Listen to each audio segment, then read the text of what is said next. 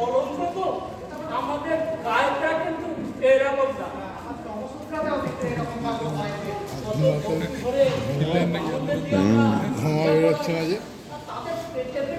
সমাজপতি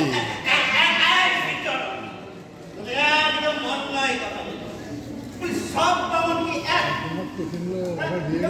মানুষের মানুষের ওই ঈশ্বরচন্দ্র শর্মা আর আমি দুজনে কি এক দুটো আলাদা আলাদা মানুষ, তাই তাদের চিন্তা ভাবনাও আলাদা আলাদা।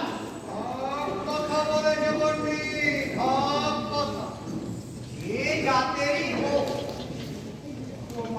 মানে সব কিছু দুটো দুটো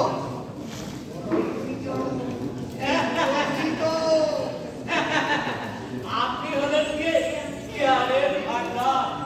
আপনি কি ভুল করতে পারেন? ওই ঈশ্বরচন্দ্রদের ইন্দ্রাণীকে নিশ্চয় শুনেছেন। কালে কালে কত ইন্দ্রাণী দেখবো। হিন্দুদের মান সম্মান বোধ আমরা সমাজপতিটা ছাড় কেউ তো মান্যগণ্যই করে না গো। বিধবা মেয়েদের আবার এর ব্যবস্থা করছি, আর সেই আইনের জন্য আমার শাখা বাধা করছি।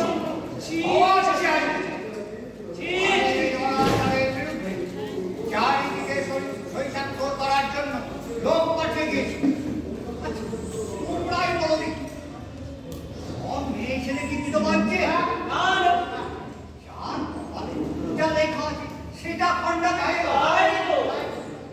এক পুরুষের সঙ্গে দেখ যখন সে হঠাৎ হলো হিন্দুদের আইন সংস্কার সব ভেঙে দিয়ে আবার এক পুরুষে পরিণত করছে। হচ্ছে নাকি সমাজটা উশৃঙ্খল হয়ে গেছে।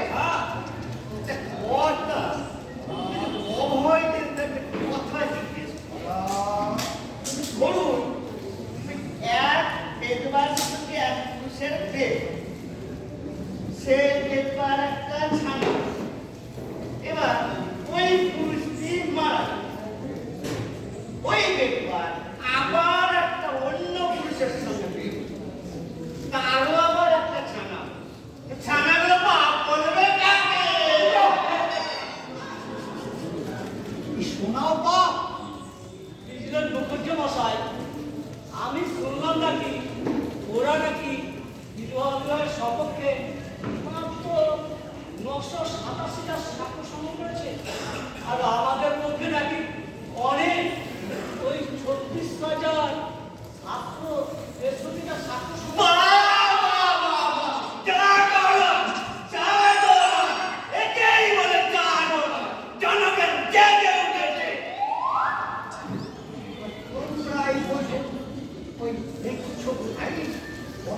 কিভাবে পাঠ করবো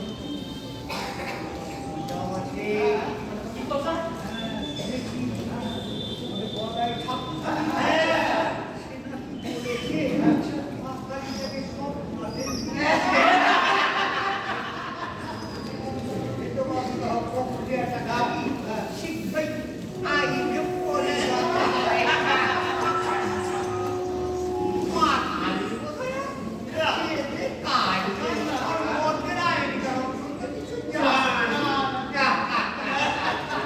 কি বলছেন গো কর্তা? ওই বলাই ঠাকুর সপ্রাদাস পেয়েছে? আমি নিশ্চিত মা কালীর মেয়েদের কোথাও কোথাও কাজে তাই ওই ঠাকুরকে সপ্রাদাস পেয়েছে। আচ্ছা, আপনার